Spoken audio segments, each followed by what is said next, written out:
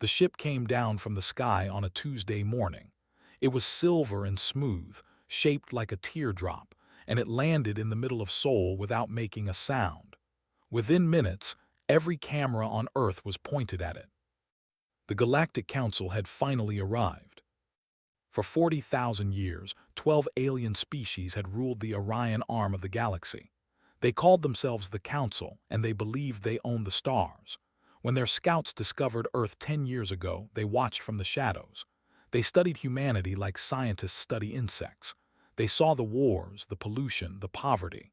They saw nations fighting over borders and resources. They decided that humans were primitive, violent, and weak. They were wrong. Ambassador Lyra stepped out of the silver ship. She was tall and thin, with pale blue skin and 4 eyes that blinked one at a time.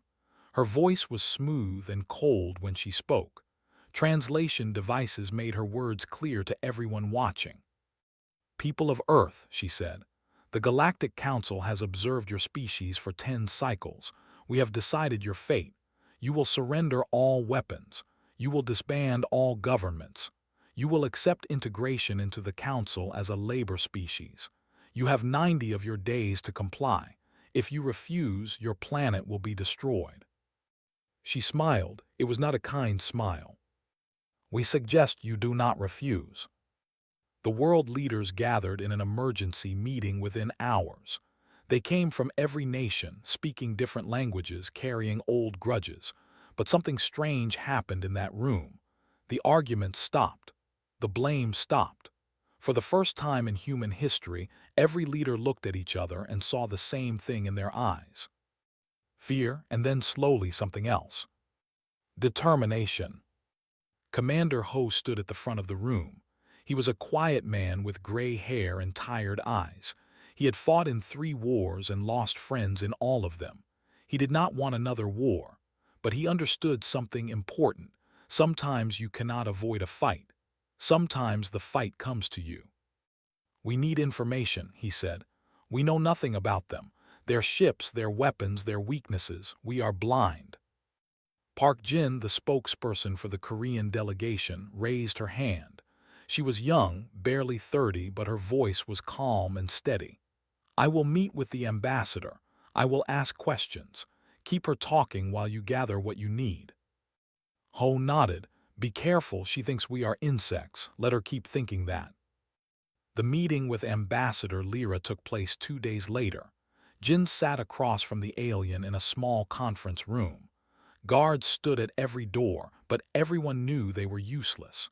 If Lyra wanted to kill them, she could do it with a thought.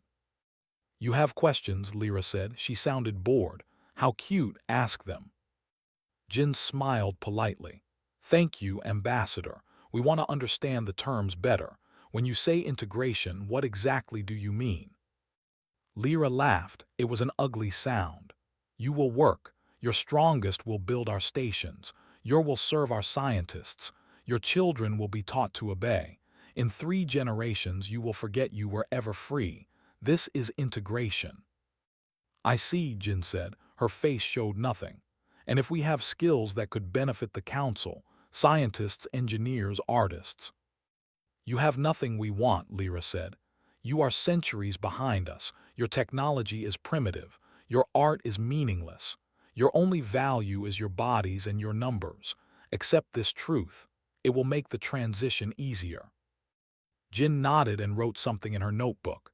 She asked more questions. Simple questions. Stupid questions. Lyra answered them all with growing impatience. She never noticed that Jin was not really listening to the answers. She was watching Lyra's movements, her expressions, the small device on her wrist that glowed whenever she received a message. Meanwhile, in a bunker beneath the city, was 35 years old. She had spent her whole life studying computers and networks. Governments had tried to hire her. Criminals had tried to bribe her. She had refused everyone. She liked her freedom. She liked solving puzzles. And right now, she was solving the biggest puzzle of her life. The alien ship was transmitting signals. Millions of signals in patterns she had never seen before. But patterns were patterns. Math was math. and was very, very good at math. It took her 4 days to crack the first layer of encryption. What she found made her blood run cold. "Commander," she said when Ho arrived at her station, "they are lying to us." She showed him the decoded messages. The invasion fleet was not coming in 90 days. It was already here. 300,000 warships were waiting at the edge of the solar system, hidden behind Jupiter. They had been there for weeks. "The ultimatum is fake," said.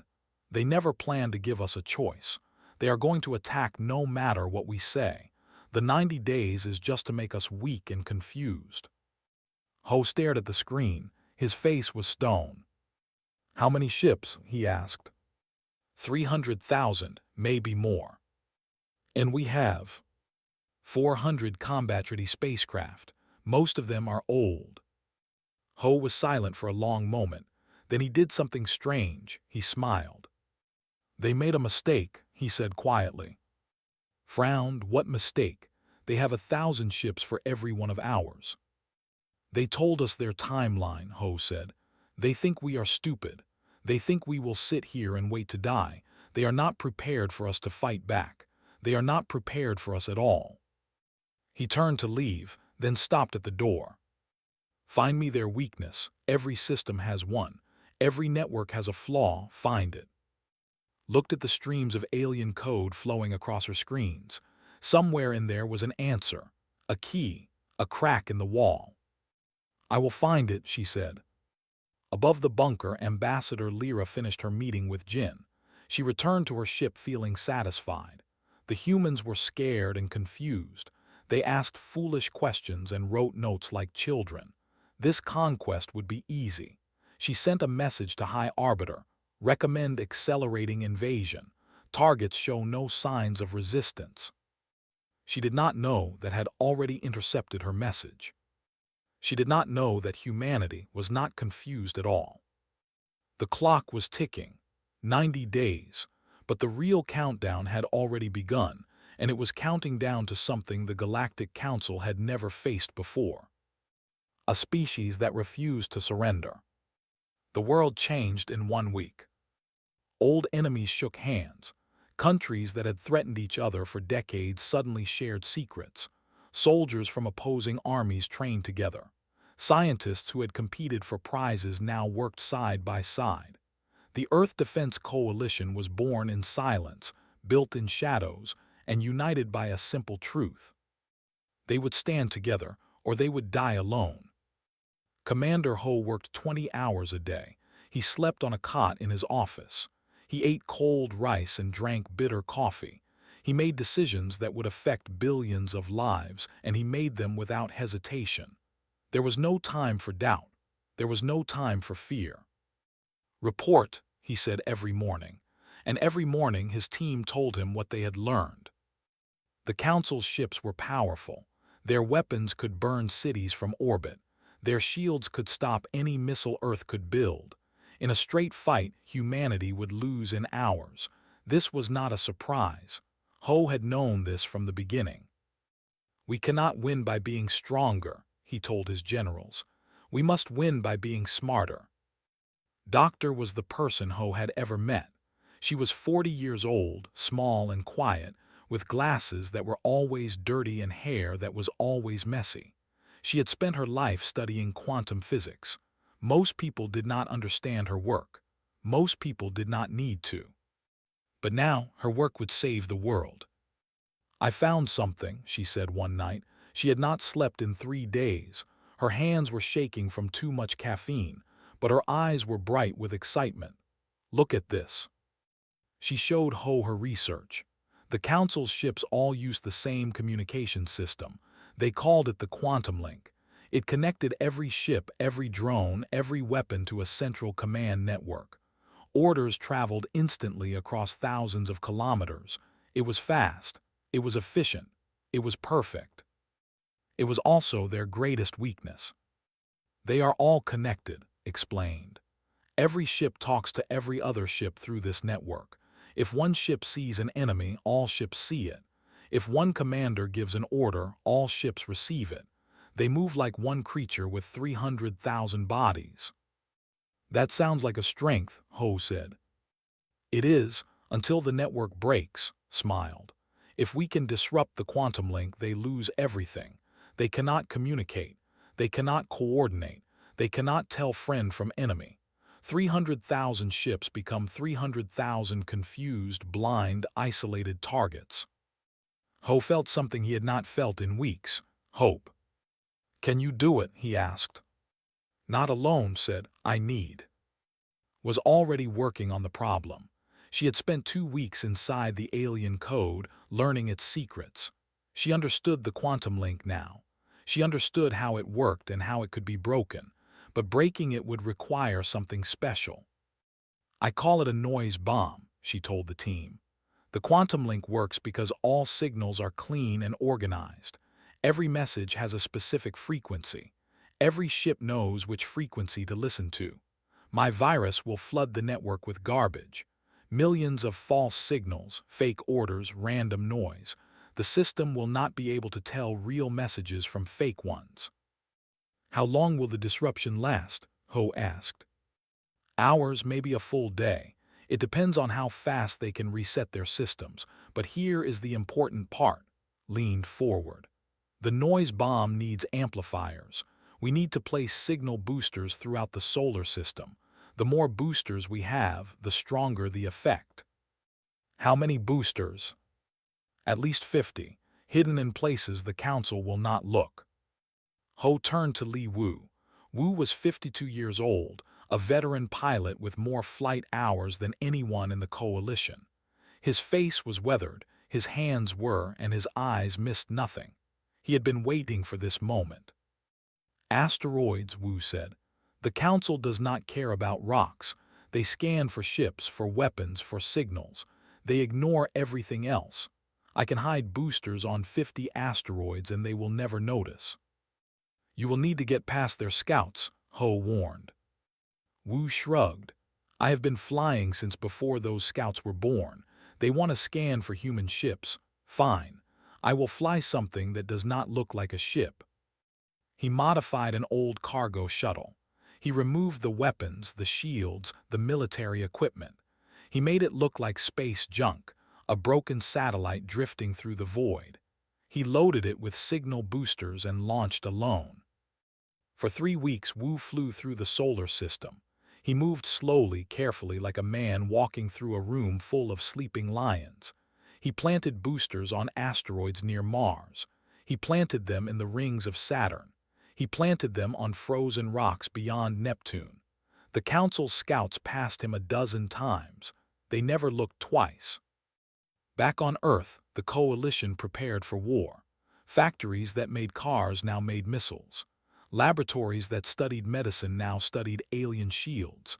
Every resource, every mind, every hand worked toward one goal. Survival. Ambassador Lyra sent regular reports to the Council. She described the humans as disorganized and frightened. She said their leaders were begging for more time. She recommended moving up the invasion. They are weak, she wrote. They have accepted their fate. The sooner we strike, the cleaner this will be. High Arbiter agreed. He sent orders to Fleet Marshal. The invasion would begin 3 weeks early. The humans would have no warning. It would be a perfect victory. Intercepted the order within minutes. She read it twice, then laughed. They are coming early, she told Ho. They think we are not ready. Ho looked at the countdown clock on the wall. 23 days until the original deadline, but the invasion would come sooner. Are we ready? He asked. Thought about the 53 boosters hidden across the solar system. She thought about the virus waiting in her computers. She thought about the 400 ships and 10,000 pilots who were prepared to fight against impossible odds. We are as ready as we will ever be, she said. Ho nodded. He picked up his phone and called Park Jin. Tell the ambassador we want to negotiate, he said. Keep her busy, keep her confident. The longer she thinks we are weak, the harder we will hit them. Jin understood. She scheduled another meeting with Lyra. She asked more silly questions. She pretended to cry. She begged for mercy. Lyra was delighted. She wrote another report, complete psychological collapse, recommend immediate action. Above Jupiter, 300,000 warships began to move. And in her bunker watched their signals light up on her screen. Every ship, every drone, every weapon, all connected, all vulnerable. "They are early," she said softly. "Good." Her finger hovered over the button that would change everything. The Council had conquered 1,000 worlds. They had crushed 100 species. They had never lost. They had also never fought humans. The sky filled with death. 300,000 warships emerged from behind Jupiter like a swarm of metal locusts. They moved in perfect formation, each ship knowing exactly where to go, exactly what to do. The quantum link connected them all. One mind, one purpose, one unstoppable force. Fleet Marshal stood on the bridge of his command ship. He was massive, with thick green scales and eyes like burning coal. He had conquered 17 worlds. He had killed billions. He felt nothing but contempt for the small blue planet ahead. "Begin the broadcast," he ordered. Every screen on Earth went dark, then his face appeared. His voice echoed in every home, every office, every phone. "People of Earth," he said, "your time is over. Surrender now and some of you may live. Resist and we will turn your world to ash. You have 1 hour to decide." He expected panic. He expected screaming and crying and leaders begging for mercy. He expected the weak creatures to fall on their knees. Instead, the screens flickered. A new face appeared, a human face. Commander Ho sat in a simple chair in a simple room. His uniform was clean. His expression was calm. When he spoke, his voice was steady. "Fleet Marshal," Ho said, "thank you for coming. We have been waiting for you." Frowned. This was not the reaction he expected. "You studied us for 10 years, Ho continued. You watched our wars, you watched our failures.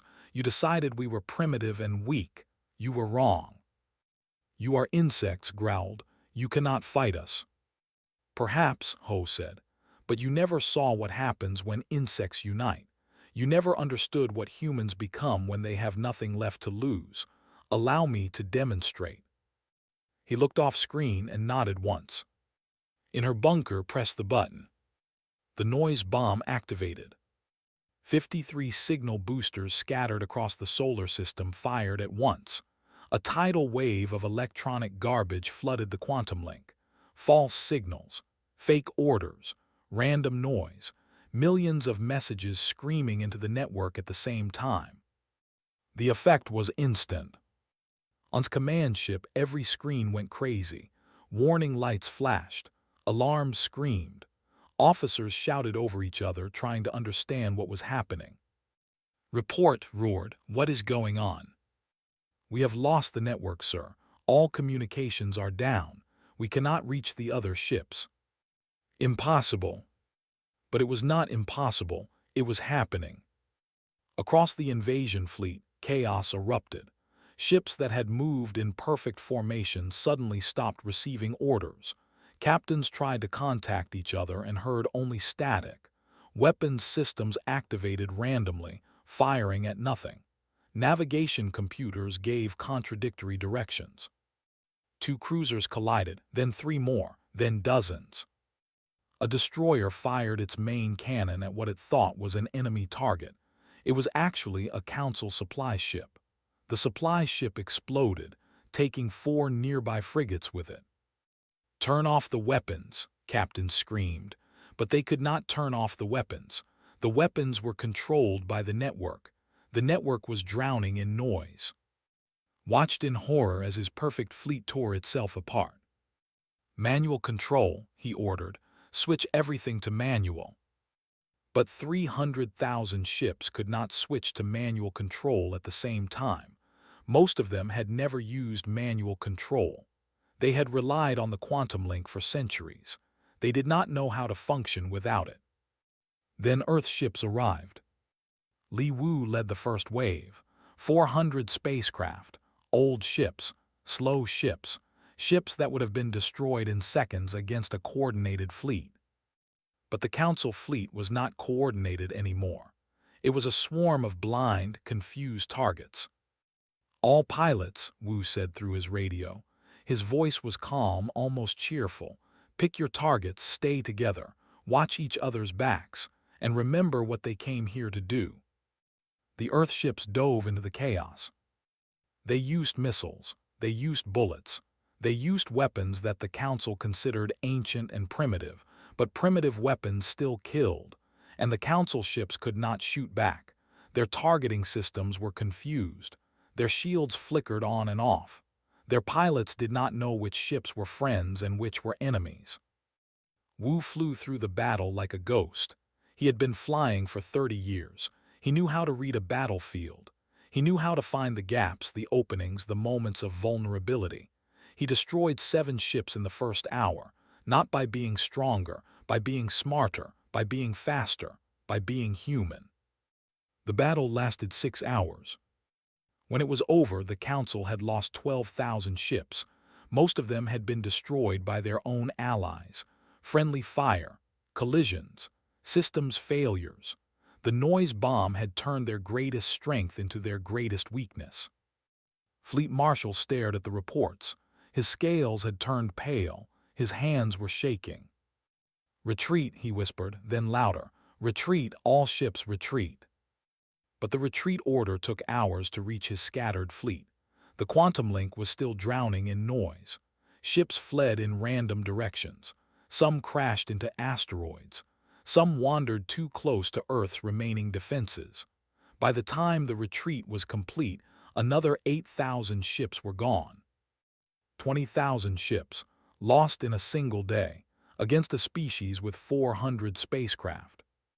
Returned to Council space in silence. His command ship was damaged. His crew was terrified. His reputation was destroyed. On Earth, people watched the alien fleet disappear from their skis. For a long moment, no one spoke. No one cheered. No one celebrated. Then slowly, the truth began to sink in.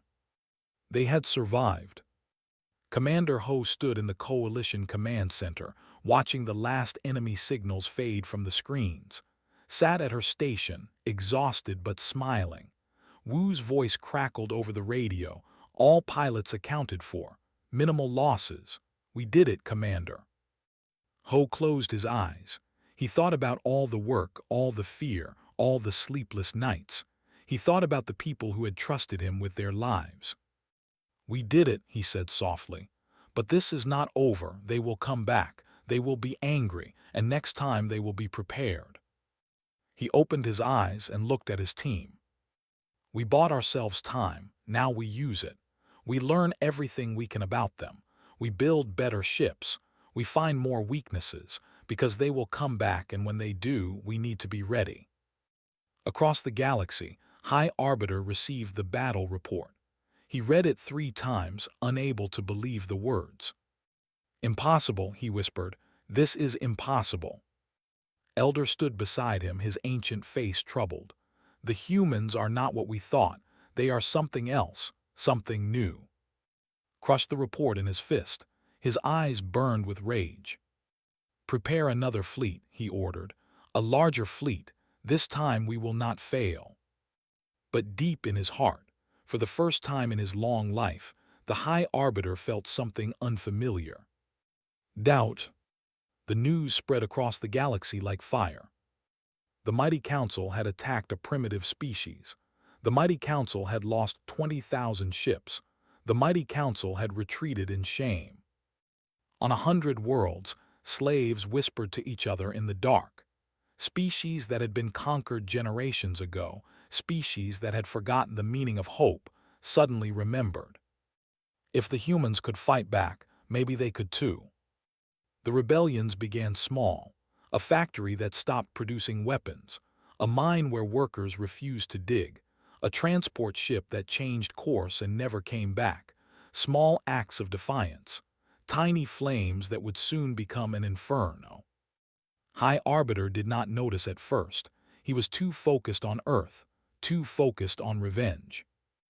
We will send a larger fleet, he told the council. 2 million ships. We will burn their planet to glass.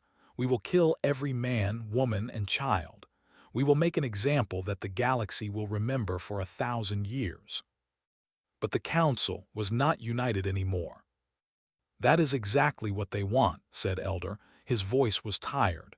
His eyes were old. He had seen many wars in his long life. He knew what desperation looked like. We attack again and we risk losing again.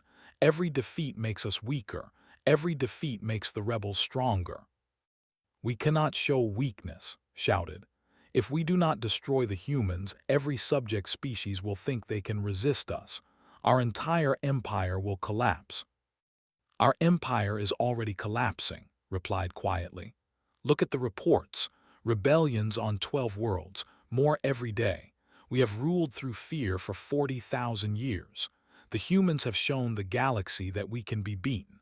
Fear alone will not hold the empire together anymore. The council argued for days. Some wanted war. Some wanted peace. Some wanted to ignore Earth completely and focus on the rebellions at home. In the end, they made a decision. They would send Ambassador Lyra back to Earth. They would offer negotiations. They would learn more about these strange creatures before attacking again. Lyra did not want to go. Her last visit had been a disaster. She had underestimated the humans. She had sent reports calling them weak and frightened. She had been wrong about everything. Her reputation was ruined. But the council did not give her a choice. Her silver ship landed in Seoul again in the same place as before, but everything had changed. The last time she came, the humans had watched her with fear. This time, they watched her with something else. Confidence. Park Jin met her at the landing site. The young woman was smiling. "Welcome back, Ambassador," Jin said. "We were hoping you would return." Lyra forced herself to smile back. Her hands were sweating. Her hearts were beating too fast. She hated this feeling. She hated these creatures, but she had a job to do. "The council wishes to discuss terms," she said. "Perhaps we can reach an agreement that benefits everyone." "Perhaps," Jin said. "Please follow me." The meeting room was different this time. Last time, Lyra had sat in the position of power, looking down at scared humans. This time, the seats were equal. Commander Ho sat across from her, his face unreadable. Sat beside him, typing on a small computer. Doctor sat in the corner, watching everything with curious eyes. "Ambassador," Ho said, "thank you for coming. We have much to discuss." Lyra cleared her throat. "The Council is prepared to offer a modified integration agreement. You will retain some autonomy. Your leaders will be allowed to govern local affairs. The integration process will be slower, more gentle." Ho listened without expression. When Lyra finished, he nodded slowly. "That is interesting," he said, "but we have a different proposal." He slid a document across the table. Lyra picked it up. As she read, her blue skin turned pale. "Full recognition of human sovereignty," she read aloud. "A non-aggression treaty with clear boundaries. The release of all surveillance data collected during your observation of Earth. And finally," she looked up, her 4 eyes wide, "a promise that we will not share our technology with rebel species." "Correct," Ho said. "This is absurd. You cannot threaten the Council." Spoke for the first time. Her voice was soft, but her words were sharp. "We discovered something interesting during our research, Ambassador. The noise bomb we used. It was just the beginning. We have developed a more advanced version. One that does not just disrupt the quantum link temporarily. One that can destroy it permanently." She pulled up an image on her computer. A map of the galaxy, covered with bright red dots. Every council station, every fleet, every planet depends on the quantum link. Without it, you cannot coordinate your ships. You cannot control your weapons. You cannot even send messages faster than light. Your entire civilization would go dark. Lyra stared at the map. Her hands were trembling. "You are bluffing," she said, but her voice was weak, uncertain. "Maybe," Ho said. Maybe not. Do you want to find out? He leaned forward, his eyes locked on hers. We do not want war, Ambassador. We do not want to rule the galaxy. We do not want revenge. We just want to live in peace on our own world, making our own choices. That is all. Give us that and we will give you nothing to fear. Lyra was silent for a long moment. She thought about the council, tearing itself apart with arguments. She thought about the rebellion spreading across the empire. She thought about Fleet Marshal hiding in disgrace, broken by creatures he had called insects. I will bring your proposal to the council, she finally said. I cannot promise anything. We understand, Ho said. Take your time, but not too much time. Lyra stood. Her legs felt weak. As she walked to the door, Jin's voice stopped her. Ambassador, one more thing. Lyra turned. Jin was still smiling, but there was something new in her eyes, something dangerous. The rebels across the galaxy, they have already heard about us. They have already started fighting. If the Council attacks Earth again, we might decide to help them. We might share everything we know, every weakness, every flaw, every way to hurt you. She tilted her head like a curious child. Do you really want that? Lyra did not answer. She walked to her ship without looking back. Her hands were shaking so badly she could barely operate the controls.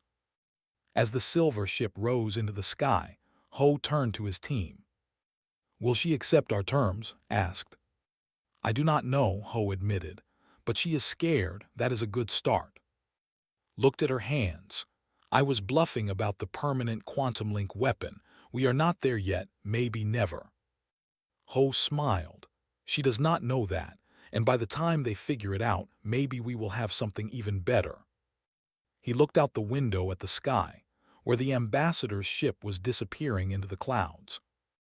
We are not just fighting for Earth anymore.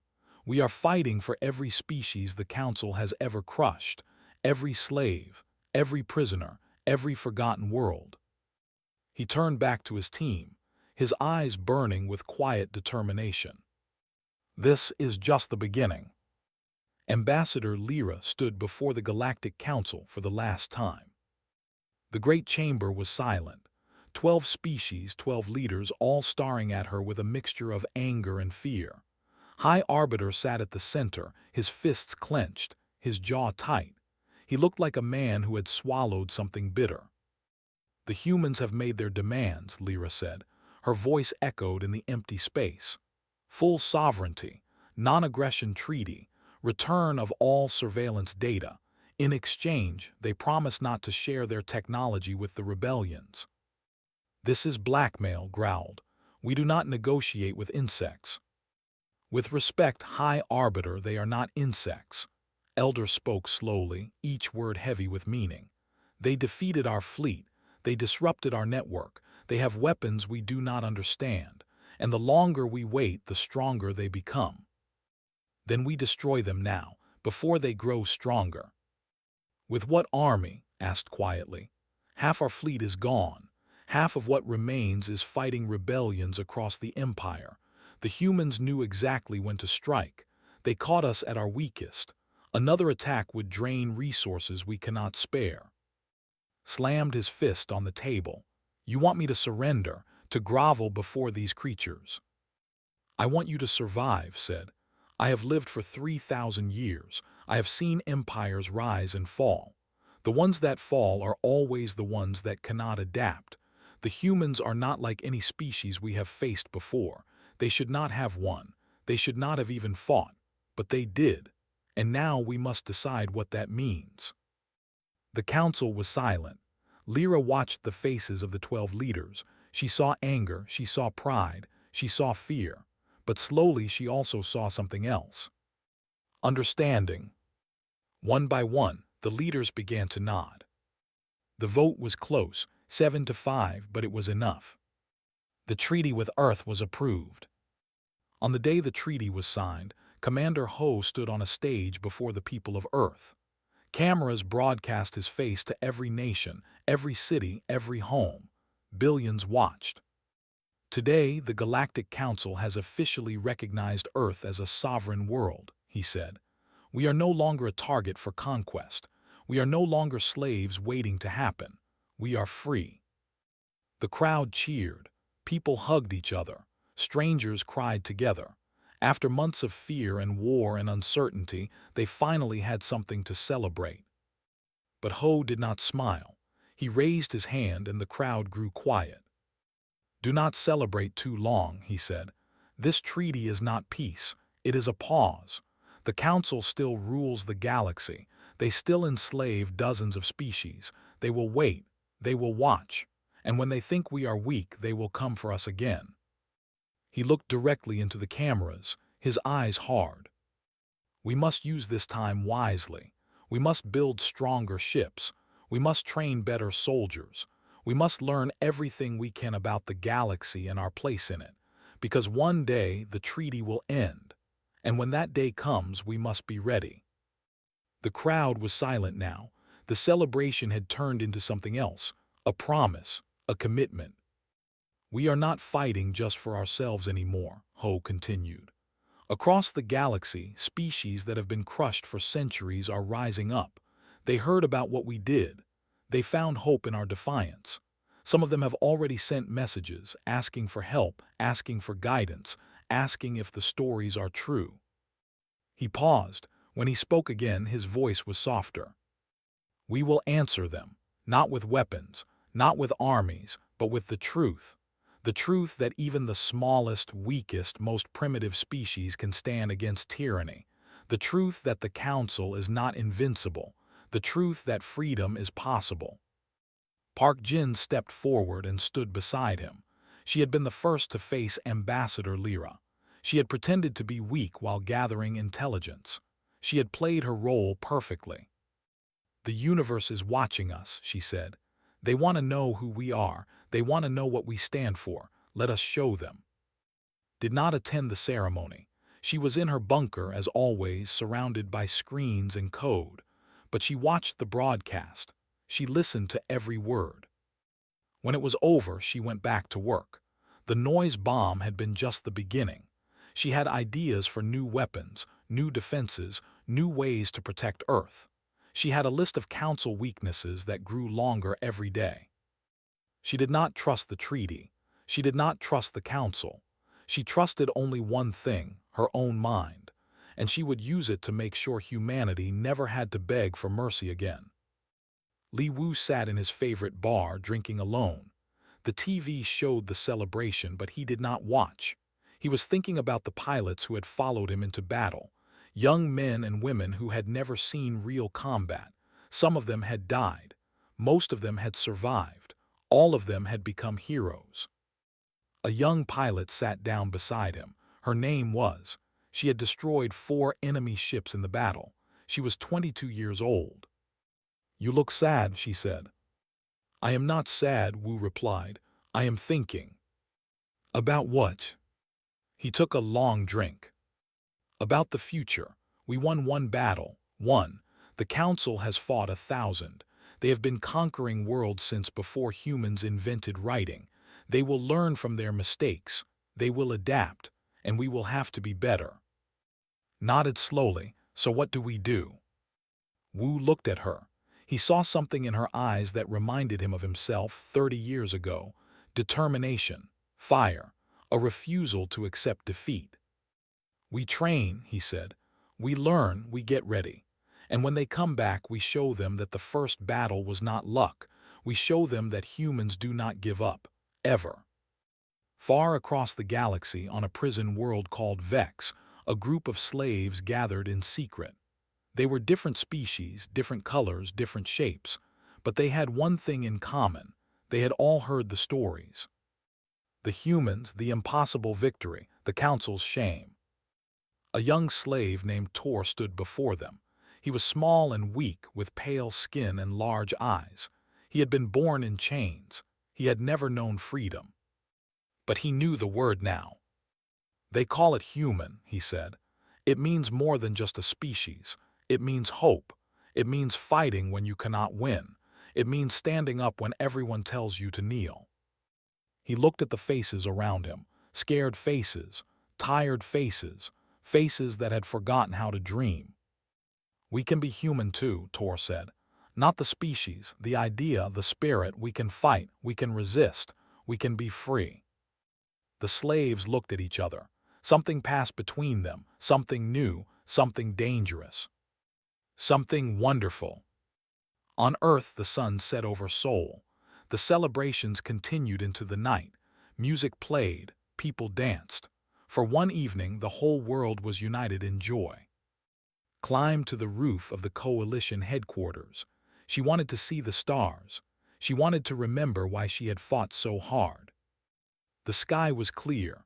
A million points of light sparkled above her. Somewhere out there the council was watching, planning, waiting. She smiled. "Good," she said to the stars. "Be afraid, you should be." Because the humans were not going anywhere.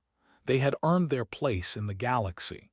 They had proven that they deserved to exist, and they were just getting started. The universe would never be the same. 1,000 years later, historians would write about this moment. They would call it the beginning of a new age. They would argue about what made humans special, what made them different from every other species the Council had tried to conquer. Some said it was their technology. Some said it was their unity. Some said it was their creativity or their stubbornness or their refusal to accept the impossible. But the truth was simpler than that. Humans were special because they believed they could be. They looked at a galaxy full of monsters and said, "We belong here." They faced certain death and chose to fight anyway. They took their weaknesses and turned them into strengths. They were small, they were young, they were alone. And they were unstoppable.